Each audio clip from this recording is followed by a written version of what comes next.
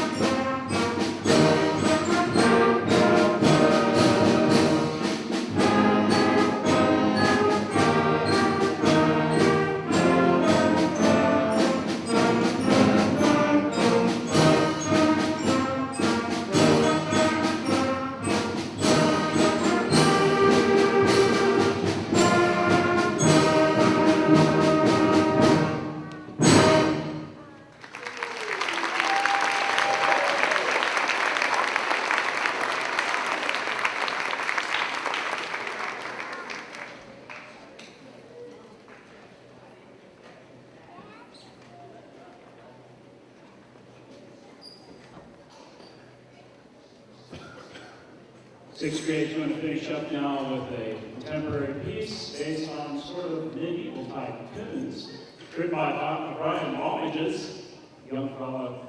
I guess they're all getting younger each year, but this is a very young composer. I think he's maybe in his early 30s. Writes for all ages, all the way up through professional groups. Always writes interesting parts, and I think this is one of the students' favorite ones to play.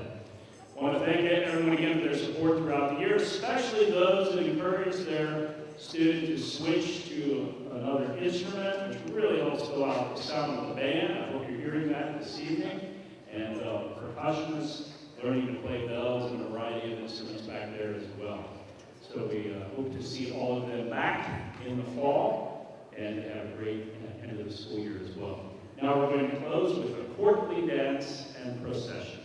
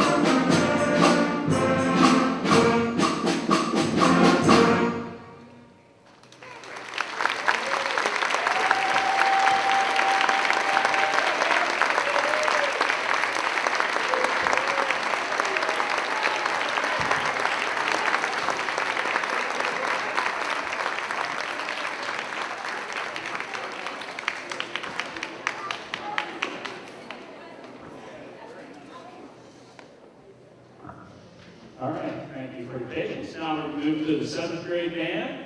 A little bit smaller, but yet another year of experience, playing on one step level more challenging literature, starting to work on some more musical things, dynamics, tuning and phrasing, and all those things as we kind of step up through our curriculum from 6th grade to 7th grade. We're going to open with a traditional march by John Edmondson. This is called the Liberty March.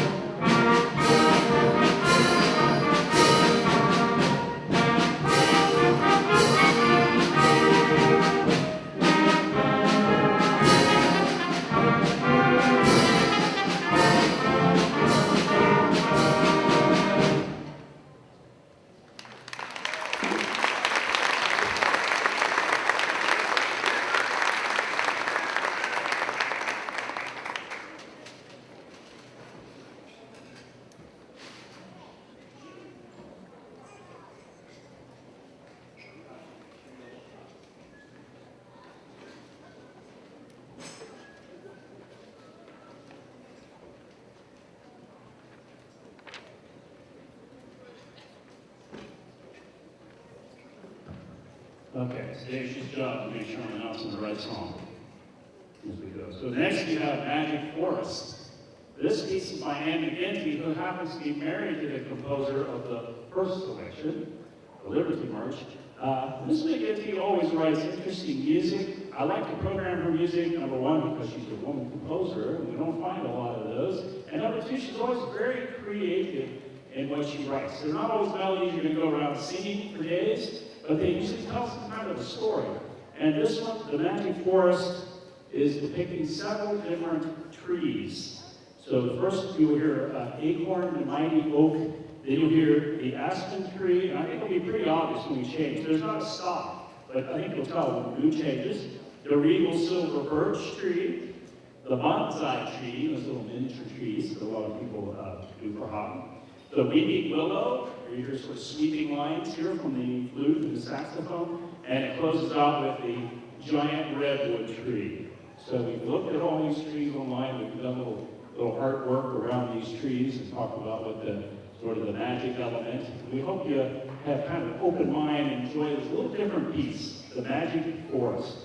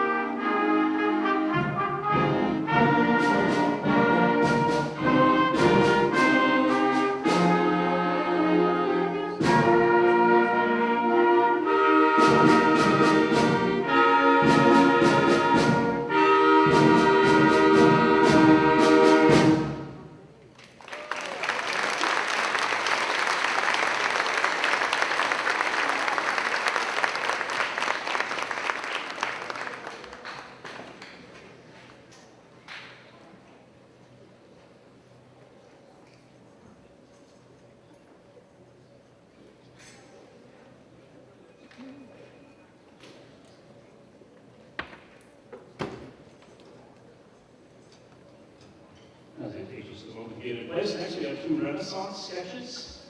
Get into a break between these with the titles of these two separate pieces, The Lords and Ladies of the Court. And then the second one is, what is it? Tournament of the Knights, like the Northwest Knights. Is that what you mean? Tournament of the Knights. And I think in their social studies class, they've been studying some of this, right? Yeah. So it was kind of fun to play some of this music, the time period they've been working on. So you'll hear in Renaissance music, especially the music is soft and then it's loud. There's not a lot of changing in between. That's pretty much before dynamics like we go now with crescendos and so on became popular. So you hear a lot, almost like an echo type effect at times. Two Renaissance sketches.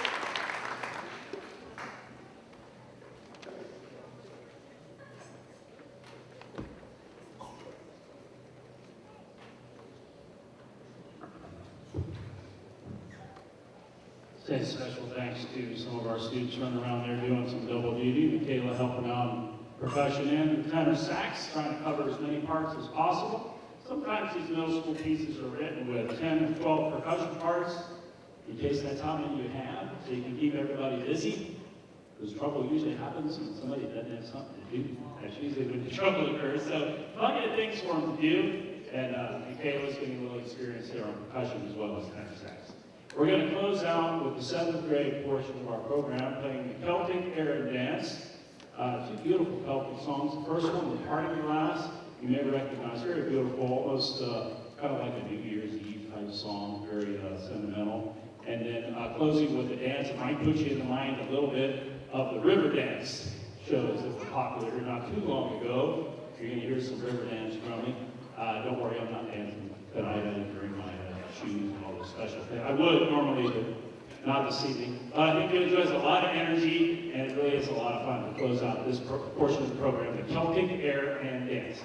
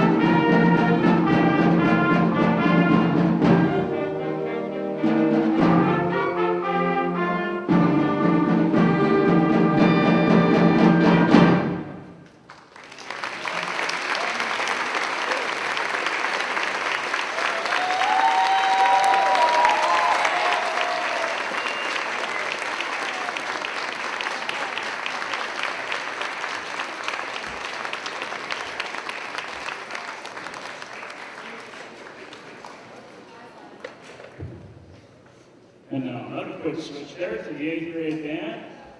We're going to begin with a medley from the Broadway musical and Academy Award-winning film Fiddler on the Roof.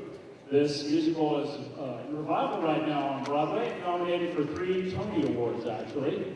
You go online and check it out, the way they've kind of reimagined it. You can watch a few of the scenes for free on the Fiddler on the Roof site. And I'm sure it'll be touring again. We took some time over the winter to watch the movie, talk about the story a little bit, how it ties in with the music. So we have 3 selections. You're going to hear Matchmaker, If I Were a Rich Man, and closing out with Sunrise, Sunset.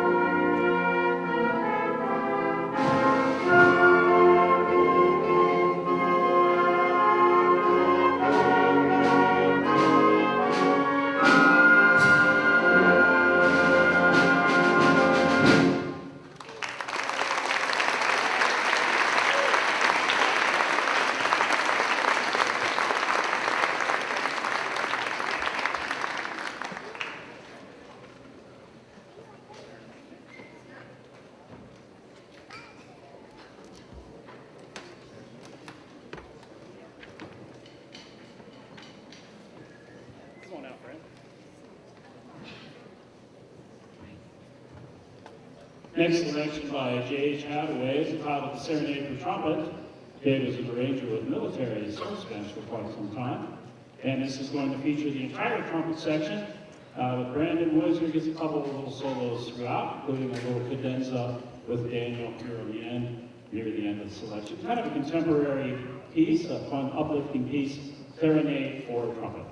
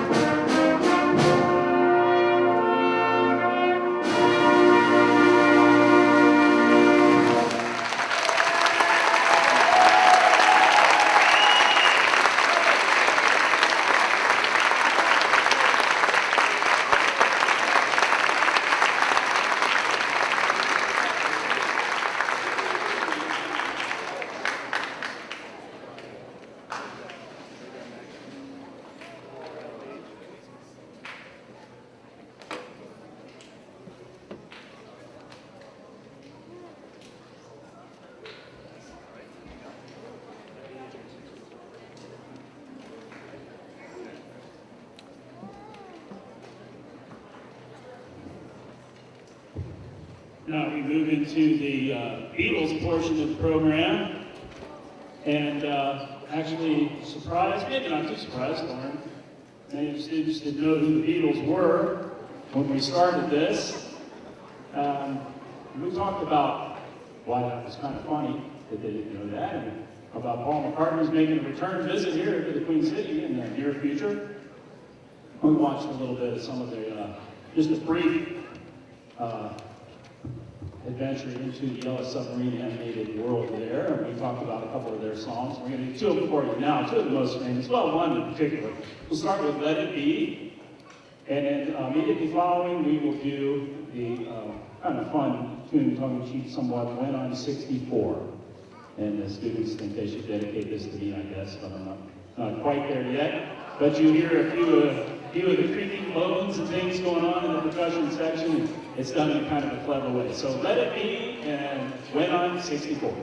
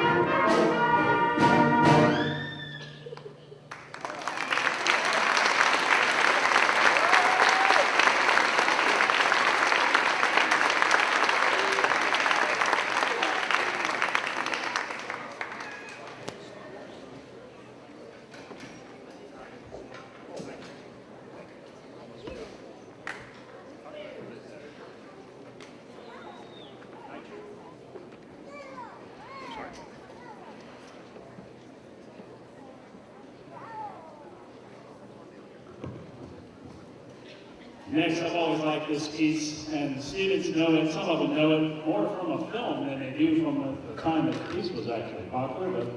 But I remember this record by Ray Anthony in particular. A lot of people have recorded over the years. Night Train. The Night Train was featured in a classic film here to celebrate a big anniversary. The Back to the Future film 1 and 2, because they kept going back, I guess, to the same place and kept hearing the song at the Under the Sea dance. You might recognize the tune from that film. Otherwise, it's a great jazz standard, Night Train.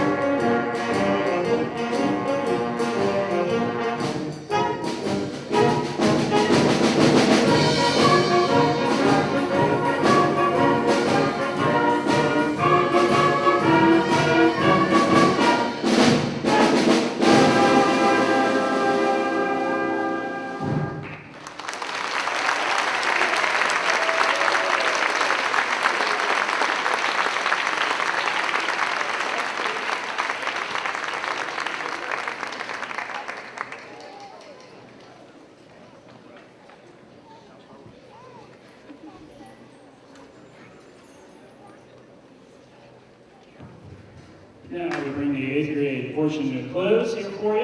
And yes, they are playing more selections, as I told the other students.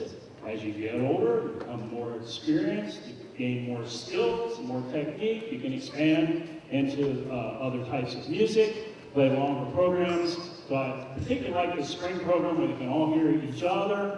And just think, a couple years ago, they were playing some of the exact same tunes you heard from the 6th grade tonight, and maybe give our 6th, 7th graders motivation as well as we move forward in the next couple of years. They stick with it and stay in our program here, they can do great things. Mr. Heaney back here, if you don't know Mr. Heaney, he's the Northwest High School Band Director, and he would love to see all of these students up there next year and following over the next few years. If you have any questions about marching band, don't forget that 8th graders next year, so our 7th graders over here, do have the opportunity to participate in marching band. A lot of you have already signed up. But any questions, he'll be hanging around, putting away all the stands and chairs by himself after the program tonight, and he could probably be happy to answer a few questions. We're going to be visiting the Northwest High School Band on May 24th to play this next selection, all combined. But we had so much fun preparing it, we wanted to play it to close out tonight for you. and this is the Star Wars saga, and this has selections, 1, 2, from each of the first 6 films. You can hear a little of Darth Vader, the main theme, the Cantina Band. You're going to hear a little bit of all those selections to close out this portion with the Star Wars saga. That's not this portion. Thanks for your help, though.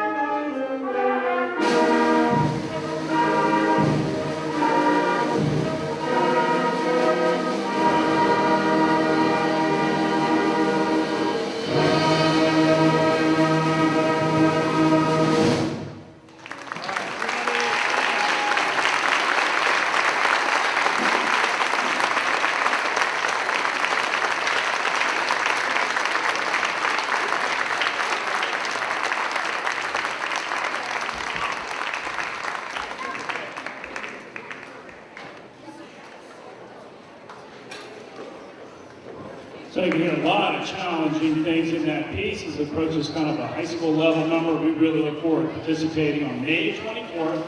So a couple of weeks yet, I'll polish that, get that cleaned up as we move towards our performance with the high school band. I invite you to come out that night. I think the jazz band's playing that night as well. And if you're interested in catching this concert on the Weight Loss Channel 4, is going to be on Thursday at 7 and Friday at 2 coming up this week. So anyone able to be here tonight, you can share that connection with them over the internet as well. And now as our 7th graders are moving, our lips are going to be moving to close out our great concert this evening. And thanks so much everybody for coming and sticking around throughout the whole thing. You give us a few minutes when we finish to put away our stands and chairs. And probably meet your child out front would be the least congested area. You can stay away from the back hallway for a few minutes while we're packing up. So they're going to chime in here for the Meghan Trainor number. Meghan Trainor is quite a musician. We did a piece on her Sunday morning news here not too long ago that we watched in class. She's quite inspiring as a young student. They interviewed her music teacher in school, and she had a chance to go back and speak to the other students there. So I was very impressed with her talent, and this has been a fun song to play. We hope you enjoy Lips Are Moving. Something that doesn't happen here much at Pleasant Run Middle School class, right, Mr. May? Pretty quiet, controlled. Thank you. Lips Are Moving. Chime in there, 7th grade, find you a spot.